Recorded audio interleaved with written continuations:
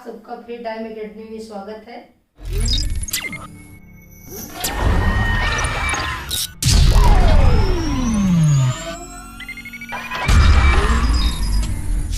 चलिए फिर शुरू करते हैं। वर्ण विचार में मैंने सबसे पहले आपको पढ़ाया वर्णमाला, फिर मैंने आपको पढ़ाया वर्तनी। अब उसका थर्ड पार्ट में पढ़ाने जा रही हूँ संधि। सबसे पहले हम जाने कि संधि किसे कहते हैं। संधि का मतलब होता है मिलना। जैसा आप सब जानते हैं कि दो वर्णों के मिलने से जो नया शब्द बनता है उसे हम संधि कहते हैं। जैसे दो देशों के बीच संधि होती है, दो व्यक्तियों के बीच संधि होती है। तो दो लोगों का मिलना, दो देशों का मिलना या दो वर्णों का मिलना संधि कहलाता है। और जब दो वर्ण अलग हो जाए या दो देश अलग हो जाए या दो व्यक्ति अलग हो जाए तो उसे संधि विच्छेद कहते हैं। विच्छेद का मतलब होता है अलग होना और संधि का मतलब होता है मिलना। हमारी संधि तीन प्रकार की होती है। पहला हो गया स्वर संधि, दूसरा व्यंजन संधि और तीसरा हो गया विसर्ग संधि।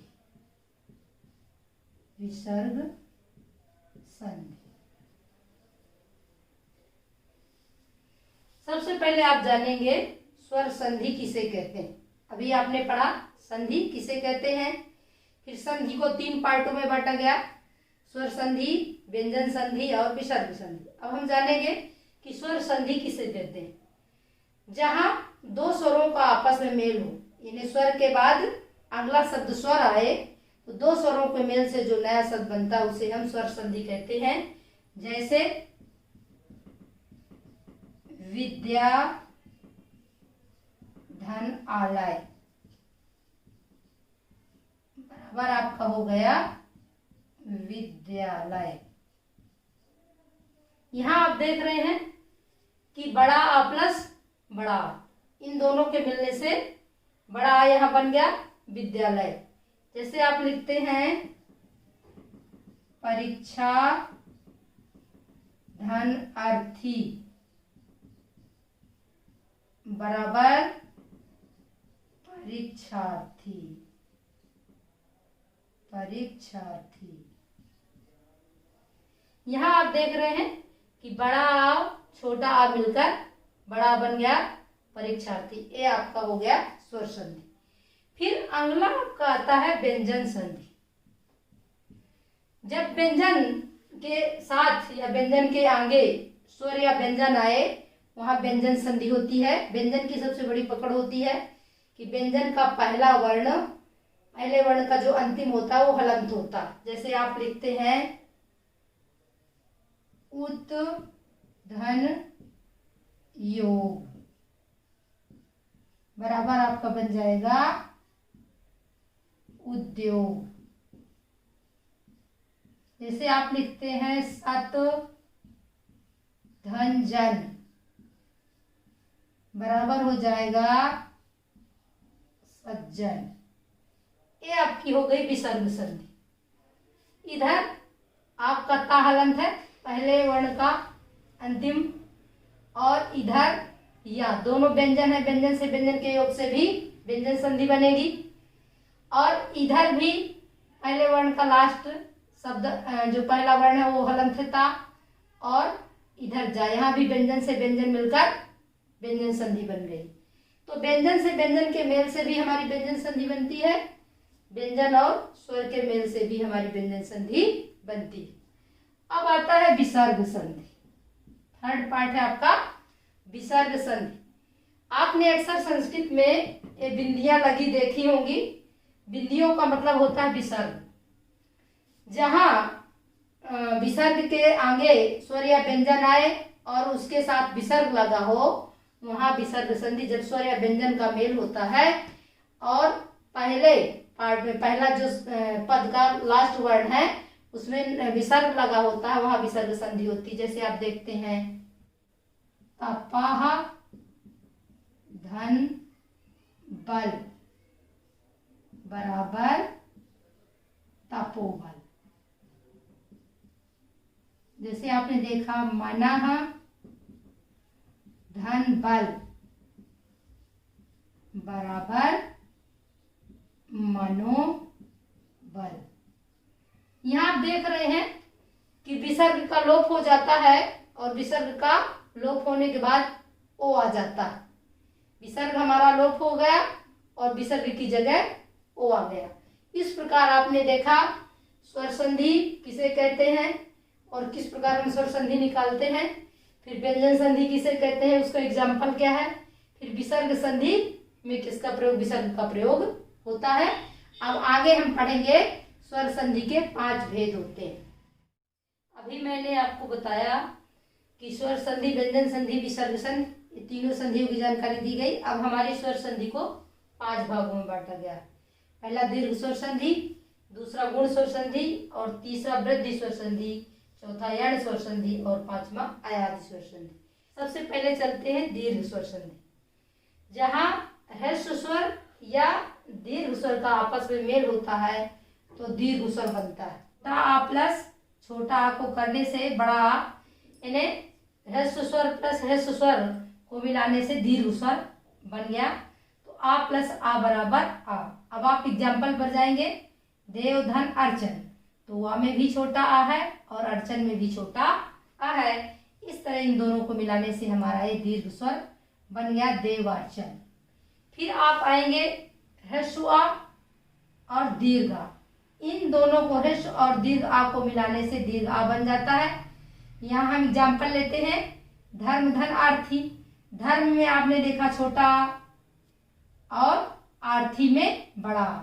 इन दोनों को मिला के बड़ा आ बन गया धर्मार्थी। धर्मार्थी। फिर अपन ई में प्रवेश करते हैं। जैसे अभी हमने देखा कि छोटा आ स्वर और छोटा आ, इन दोनों को मिलाने से दीर्घ आ बनता है। इसी तरह छोटी ई प्लस छोटी ई को बनाने से बड़ी ई बनी। जैसे आति धन यू। अब इसे हम देखेंगे तो आति में भी हमारी छोटी ई है और यू में भी हमारी छोटी ई है। तो इन दोनों को मिलाने से हमारा बन गया अतियु, बड़ी ई हो गई। छोटी ई प्लस छोटी ई मिलाकर बड़ी ई, आदि धन यू बराबर अतियु, ये हमारी बड़ी ई बन गई। अब हम चलते हैं छोटी ई प्लस बड़ी ई बराबर भी बड़ी ई होगी। यानी ह्रस्व स्वर प्लस दीर्घ स्वर, इन दोनों को मिलाने से हमारा दीर्घ स्वर बड़ी ई बन गई। जैसे हम यहाँ एग्जाम्पल पर जाते हैं। गिरिधन ईस, अब बराबर हमारा बनेगा गिरीश। गिरिधन ईस बराबर गिरीश। तो गिर में छोटी ई और ईस में बड़ी, तो छोटी ई और बड़ी ई को मिलाकर बड़ी ई बन गई गिरीश।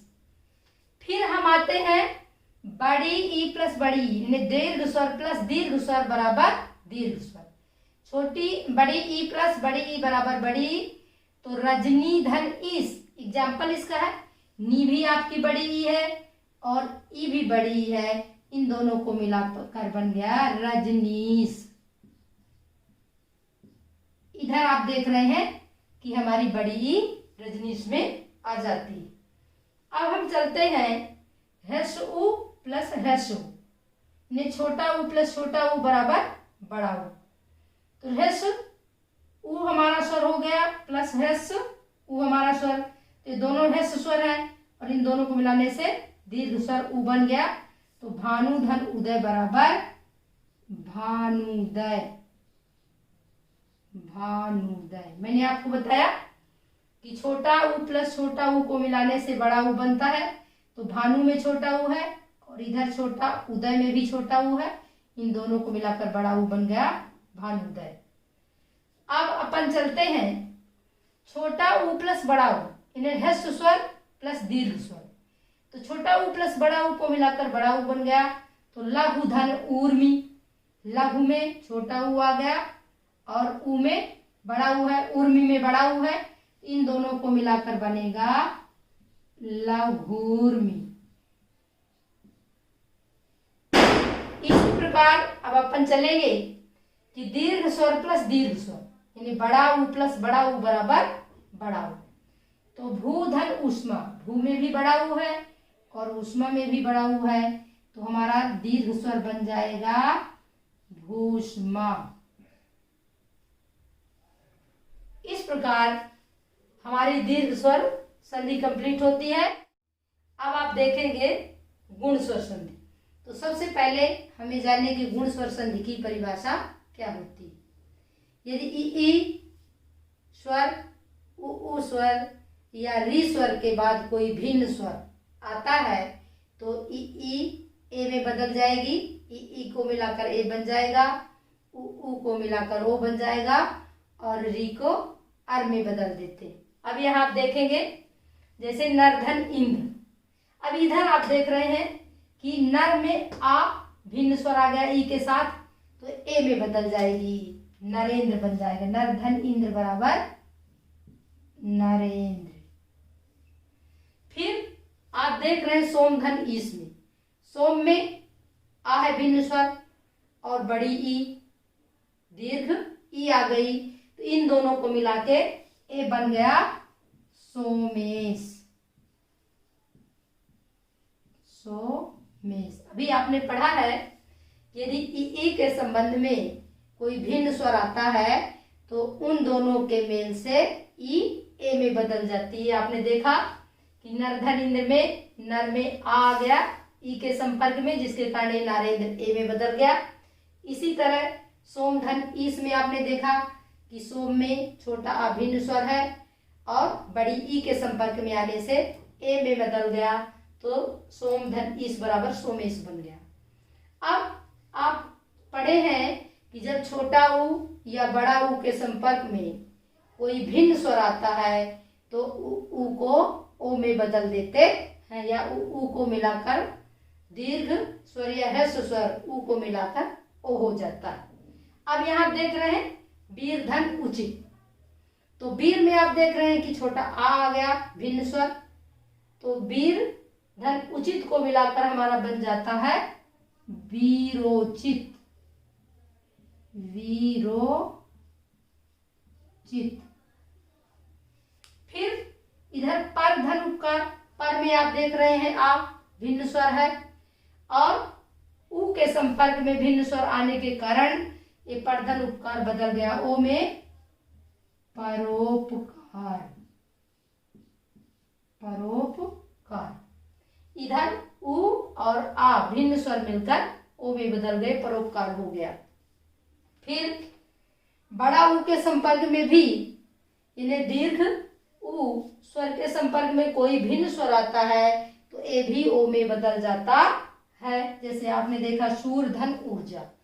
अब सूर में आ गया और बड़ा ऊ है, तो आ और ऊ के संपर्क से सूरधन ऊर्जा बन गया ओ, सूर्योर्जा। सूर्योर्जा। ए आपका ओ में बदल गया। फिर आपने पढ़ा है कि री के संपर्क में यदि कोई भिन्न स्वर आता है, तो कोई भी स्वर हो सकता है, यानी ई और ऊ को छोड़कर कोई भी स्वर आ जाए री के संपर्क में तो री का अर हो जाता है। अब आप यहाँ देख रहे हैं देवधन ऋषि, तो देव में आ गया ह्रस्व आ और री के साथ मिलकर वो बन गया देवर्षि।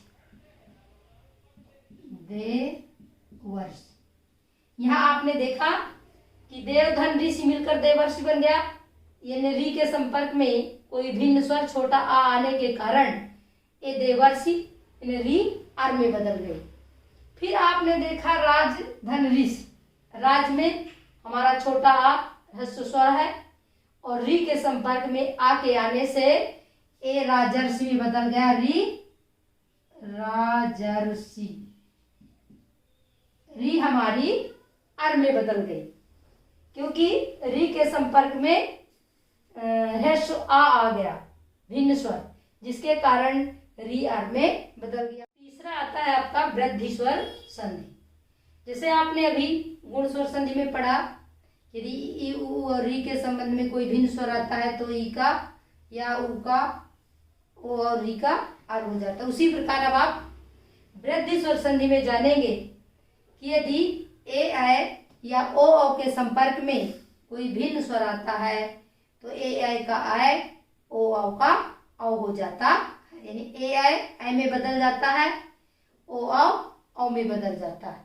यहाँ आप देख रहे हैं कि एक धन एक, इधर एक में आ गया भिन्न स्वर, जो ए से मिलकर आई में बदल गया, एक का एक।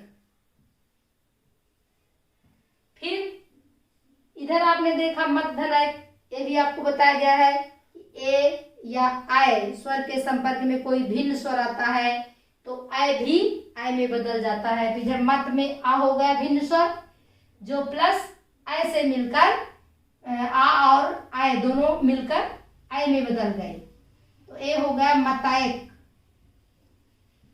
मताएक।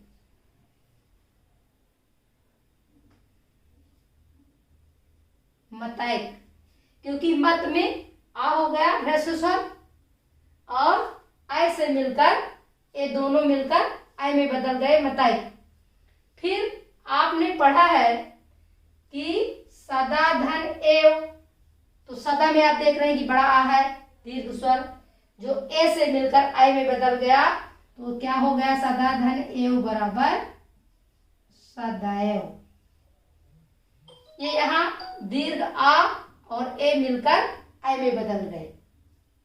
अब इधर आप देख रहे हैं, मैंने आपको बताया है कि यदि ओ और औ स्वर के संपर्क में कोई भिन्न स्वर आता है तो ओ और औ दोनों औ में बदल जाते हैं। तो यहाँ आपने देखा बन धन औषध, तो बन में ह्रस्व आ गया, जो ओ से मिलकर बन गया बनौषधि, आपका बदल गया औ में बनौषधि। यानी ओ के संपर्क या औ के संपर्क में कोई भिन्न स्वर आता है तो औ में बदल जाता है। इसी तरह परम धन औषधि, परम में ह्रस्व आ प्लस औ के संपर्क से बन गया परमौषधि। यहाँ भी ह्रस्व आ भिन्न स्वर है, जो औ से मिलकर औ को औ में बदल दिया, बन गया परमौषधि। अब अपन पढ़ते हैं यण स्वर संधि। यण स्वर संधि की परिभाषा है कि यदि ई स्वर उ स्वर या री स्वर के बाद कोई भिन्न स्वर आता है तो या में उवा में और री रा में बदल जाती है। आप यहाँ देखेंगे अति धन अधिक, अति में ई और आ, ये भिन्न स्वर आ हो गया, ई के संपर्क में आ भिन्न स्वर आने के कारण बन गया अत्यधिक, यानी या में बदल गया अत्यधिक, अत्यधिक। अभी आपको बताया गया यदि ई या उ या री के संपर्क में कोई या उसके बाद में कोई भिन्न स्वर आता है ई उ री के बाद, तो ई या मी, यहाँ आपने देखा अति में ई है और अभिन्न स्वर आने के कारण अत्यधिक हो गया, या में बदल गई ई। फिर इत धन आदि, इति में आप देख रहे हैं ई और भिन्न स्वर क्या आ गया, आ। इस प्रकार ई बदल गई इत्यादि, या में, इत्यादि, या में बदल गई ई। यही आपको बताया गया है कि ई के संपर्क में कोई भिन्न स्वर आए तो ई या में बदल जाती है। फिर अब आपने देखा पढ़ा कि उ के संपर्क में कोई भिन्न स्वर आए तो उ वा में बदल जाता है। अब यहाँ आप देखेंगे सुधन अक्ष, सु छोटा उ है और इसके संपर्क में भिन्न स्वर आ जाने से ये सुधन अक्ष मिलाकर बन गया स्वच्छ, इन्हें उ बदल गया वा में, उ बदल गया वा में, इसलिए यहाँ हो जाएगा स्वच्छ। फिर सुधन आगत, सु में उ आया और उसके संपर्क में आगत में भिन्न स्वर आ गया, तो सु आ से मिलकर क्या बन गया, स्वागत वा में बदल गया, स्वागत। सु में उ और उसके संपर्क में भिन्न स्वर आ आने से उ बदल गया वा में, तो क्या बन गया, सु प्लस आगत बराबर स्वागत। अब आपने पढ़ा है कि री के संपर्क में री के बाद कोई भिन्न स्वर आता है, यहाँ आपके जो भी भिन्न स्वर है बाद में ही आ रहे हैं, तो री के बाद कोई भिन्न स्वर आता है तो री रा में बदल जाती है। यहाँ आप देख रहे हैं पितृ धन अनुमति, तो पितृ में री है और उसके बाद भिन्न स्वर आ रहा है आ, तो ये बदल जाएगी रा में, पित्रानुमति, पित्रानुमति, पित्रानुमति। इसी तरह आपने देखा पितृधन आज्ञा, पितृ में री आ गई और री के बाद भिन्न स्वर आ रहा है आ, आज्ञा में आ भिन्न स्वर है तो री और भिन्न स्वर आ मिलकर ये बदल गए रा में, पित्राज्ञा, पित्राज्ञा। री रा में बदल गई क्योंकि री के बाद भिन्न दीर्घ स्वर आ आने के कारण री रा में बदल गई। पांचवी संधि आप पढ़ेंगे, स्वर संधि का पांचवा भेद है अयादि स्वर संधि।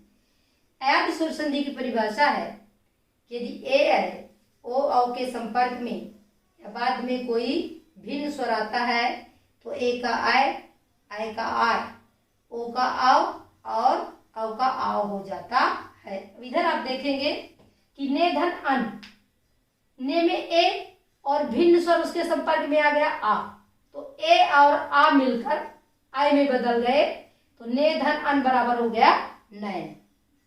फिर मैंने आपको बताया है यदि आय के संपर्क में कोई भिन्न स्वर आता है तो आय का आय हो जाता है। तो इधर आप देखते हैं गए, आय आया प्लस इसके बाद कोई भिन्न स्वर आ गया तो आय और आ मिलकर आय में बदल गए, गए धन अक बराबर गायक, गए धन अक बराबर गायक, आय में बदल गया। फिर आपको बताया गया है यहाँ इसी तरह उसका दूसरा एग्जाम्पल है नय धन अक बराबर नायक। इधर भी आय के संपर्क में भिन्न स्वर आ के आने के कारण आय में बदल गया तो नय धन अक बराबर नायक हो गया। फिर मैंने आपको बताया है यदि ओ औ के संपर्क में कोई भिन्न स्वर आता है तो ओ का आव और औ का आव हो जाता है। तो इधर पो धन अन, पो में ओ आ गया और इसके संपर्क में आ भिन्न स्वर आने के कारण पो धन अन बराबर बन गया पवन, पो धन अन बराबर पवन। तो ओ बदल गया आव में, ओ बदल गया औ में, पो हो गया ओ और भिन्न स्वर आने के कारण आ गया भिन्न स्वर इसके संपर्क में जिसके कारण दोनों मिलकर पो बदल गया यानी ओ बदल गया औ में, पवन बन गया, पोधन अन बराबर पवन। फिर मैंने आपको बताया है कि यदि औ के संपर्क में कोई भिन्न स्वर आता है तो आव में बदल जाता है। तो इधर पाव आव आया और इसके संपर्क में आ भिन्न स्वर आने के कारण पावधन अक बराबर बन गया पावक, आव में बदल गया, आव में बदल गया। इस प्रकार हमारी स्वर संधि के पांचों भेद कंप्लीट होते हैं, पूरे होते हैं। अब हमारी आती है व्यंजन संधि। तो सबसे पहले हम व्यंजन संधि की परिभाषा जाने कि व्यंजन के बाद स्वर या व्यंजन आए, वहां स्वर या व्यंजन के संपर्क में आने से जो विकार उत्पन्न होता है, जो परिवर्तन आता है, उसे हम व्यंजन संधि कहते हैं। अब इधर आप देख रहे हैं वाक धन ईस। सबसे पहली पकड़ व्यंजन संधि की कि इसके पहले वर्ण का जो अंतिम वर्ण होता है वो हलंत होता है। हलंत से हम पकड़ लेते हैं कि हमारी व्यंजन संधि है। तो वाक धन ईस से हमारा बना वागीस। एक कैसे अब हमको पकड़ना कि वागीस कैसे बना। का थर्ड वर्ण है गा, का खा गा। तो हमारा वाक धन ईस का किस में बदल गया, अपने ही थर्ड वर्ण में गा में बदल गया।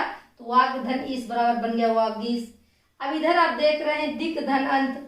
तो का तीसरा वर्ण यहाँ आ जाएगा का खा गा, तो हो जाएगा दिक धन अंत बराबर दिगंत। यहाँ व्यंजन और स्वर का संपर्क है तो बन गया व्यंजन संधि। इधर भी व्यंजन और स्वर का संपर्क है तो बन गया व्यंजन संधि। अब इधर अच धन अंत। तो चा का थर्ड वर्ण क्या होगा, चा छा जा। तो इधर बन जाएगा अच धन अंत बराबर अजंत, यानी चा जा में बदल गया, इसलिए यहां बन गया अजंत। अब इधर आप देख रहे हैं कि व्यंजन और स्वर के संपर्क में आने से यहाँ व्यंजन संधि बन गई। आपको बताया गया है कि व्यंजन के संपर्क में, व्यंजन के बाद में स्वर या व्यंजन आए तो व्यंजन संधि होती है। यहाँ व्यंजन के बाद में स्वर आने के कारण व्यंजन संधि हो गई। अब इधर आप देख रहे हैं खट धन आनंद, टा हमारा हलंत है, अब टा का थर्ड वर्ण होगा टा ठा डा, तो टा हमारा डा में बदल जाएगा खटानंद। इसी प्रकार उत धन योग, ता का थर्ड वर्ण होगा ता था दा, तो ता हमारा दा में बदल जाता है, उत धन योग बराबर हो जाएगा उद्योग। लेकिन यहाँ आपने देखा व्यंजन और स्वर आपस में संपर्क में आने से व्यंजन संधि हो गई। यहाँ भी व्यंजन और व्यंजन दोनों व्यंजन है, व्यंजन के संपर्क में आने पर हमारी व्यंजन संधि हो जाती है। अब हम चलते हैं विसर्ग संधि। विसर्ग के बाद स्वर या व्यंजन आने पर जो विकार उत्पन्न होता है या जो परिवर्तन होता है वहां विसर्ग संधि होती है। अब विसर्ग संधि के एग्जाम्पल में हम देखेंगे कि विसर्ग रा में बदल जाएगा। इस एग्जाम्पल में आप देखेंगे कि विसर्ग रा में बदल जाएगा। जैसे नि धन आशा, तो यहाँ हो जाएगा निराशा, निराशा। यहाँ हमारा विसर्ग लोप हो गया और विसर्ग बदल गया रा में, तो नि धन आशा का बन गया निराशा। यहाँ आप देखेंगे नि धन बल, यहाँ भी हमारा विसर्ग बदल गया रा में निर्बल, निर्बल। यहाँ भी विसर्ग हमारा रा में बदल गया। अब नीचे हम देख रहे हैं तपा धन बल। तपा धन बल में हम देखेंगे कि विसर्ग हमारा ओ में बदल जाएगा। कैसे? तपा धन बल बराबर तपोबल, ओ में बदल गया, विसर्ग का लोप हो गया और विसर्ग हमारा ओ में बदल गया। तपा धन बल को मिलाकर बन गया तपो बल। यहाँ भी पाया धन दा, विसर्ग का लोप हो जाएगा और ओ आ जाएगा पायोधन, पायोधन। हम देख रहे हैं कि पाया में जो विसर्ग लगा था विसर्ग हट गया और विसर्ग की जगह ओ आ गया, पायोधन बन गया। फिर नि धन छल, यहाँ हम देखेंगे कि विसर्ग हमारा सा में बदल जाएगा, विसर्ग हमारा सा में बदल जाएगा तो हो जाएगा निश्चल। जो यहाँ विसर्ग था विसर्ग की जगह सा आ गया और नि धन छल को मिलाकर बन गया निश्चल। इस प्रकार हमारी संधियां पूरी हो चुकी। हमने स्वर संधि के पांचों भेद विथ एग्जाम्पल, व्यंजन संधि और विसर्ग संधि विथ एग्जाम्पल आपको बताए। यदि ये वीडियो आपको पसंद आए तो मेरा आपसे अनुरोध है, कृपया वीडियो को अधिक से अधिक लाइक करें, ज़्यादा से ज़्यादा लोगों में शेयर करें।